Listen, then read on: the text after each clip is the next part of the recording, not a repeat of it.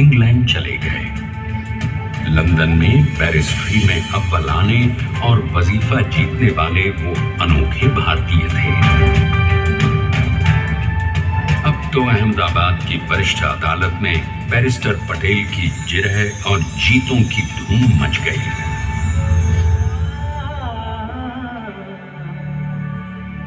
तभी एक युग पुरुष ने वल्लभ भाई के जीवन की धारा ही बदल दी।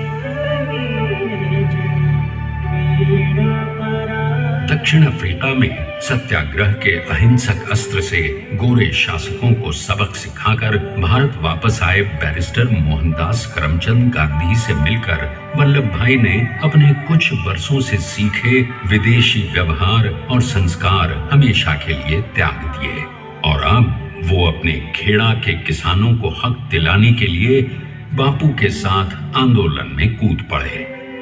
अब उनके पैरों में जूते नहीं, गांवों की धूल थी। हृदय में भारत भूमि की शस्य श्यामला धरती, मन में थे गांधी और मस्तिष्क में एक नए स्वतंत्र भारत का सपना।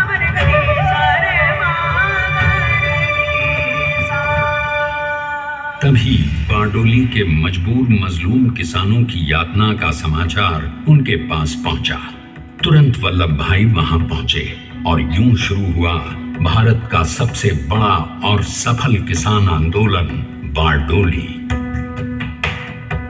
वल्लभ भाई ने बारडोली के 87,000 किसानों को ऐसा अटल अडिग अचल मनोबल दिया कि अंग्रेजी सरकार हिल गई और 1 बरस के बाद उनका लगान माफ कर दिया गया। अब तो पूरे देश में लोग वल्लभ भाई के नाम की कस्में खाने लगे। स्वयं महात्मा गांधी ने कहा, अब वल्लभ भाई मेरे शिष्य या साथी नहीं, सारे देश के सरदार हैं और देश को मिल गया एक अनोखा असरदार सरदार।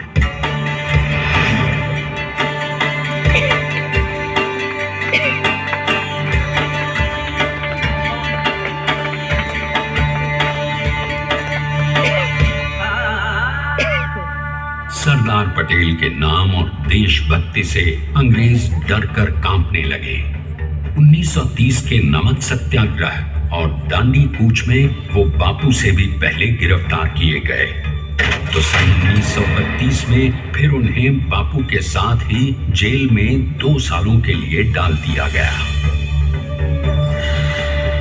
मगर आजादी के दीवानों को स्वयं सरपरस्ती में राष्ट्रवादी भारतीयों ने तमाम ब्रिटिश सूबों में जीत हासिल कर वहां अपनी स्थानिक सरकारें बनाई। किंतु सरदार का सपना केवल सरकार बनाना नहीं था, उन्हें एक साथ मिलकर एक ऐसा नया भारत बना सके जहां पूर्ण स्वराज के साथ सारे समाज को गरीबी, अशिक्षा, छुआछूत से भी आजादी मिल जाए।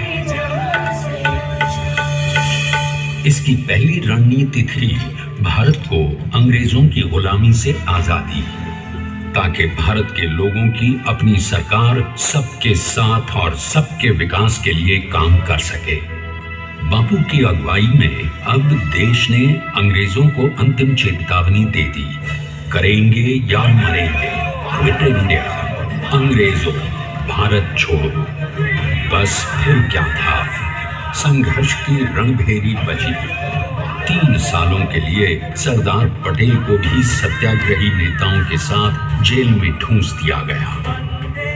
2 सालों के बाद अंग्रेजों को बापू के सभी शिष्यों और साथियों को छोड़ना पड़ा।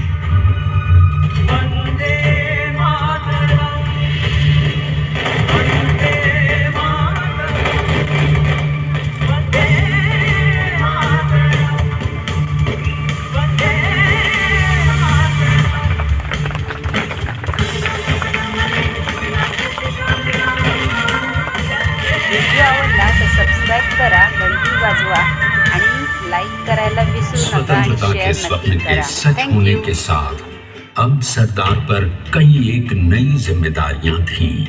आने वाली आजादी की तैयारी और एक नए भारत के लिए नए लोकतांत्रिक संविधान की संरचना। जैसा उनके साथी ने खुद कहा था, सरदार ने ही छैनी हथौड़ी लेकर एक नए भारत को उकेरा है।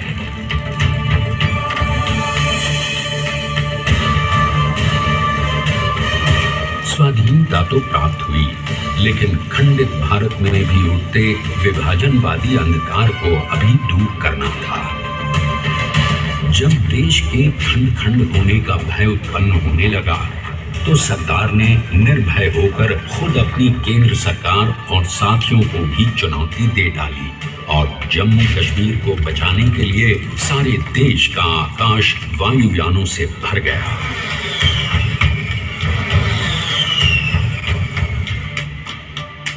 और फिर हैदराबाद और जूनागढ़ के भारत में विलयीकरण को पाकिस्तान से चुनौती मिली। सरदार चाहते थे कि देश की 1 इंच धरती अब और विभाजित नहीं होनी चाहिए। नए भारत को एक करने के लिए समझा बुझाकर मनाकर 565 रियासतों को सरदार ने अपनी सूझबूझ सदाशयता संबल से एक नए स्वतंत्र भारत का अभिन्न अंग बना लिया। हमारे इतिहास में अखंड भारत के पुरुषार्थ का ये एक महानतम अध्याय है। जैसा उन्होंने स्वयं कहा था, हमें नए धागों को पुराने ताने बाने में ऐसे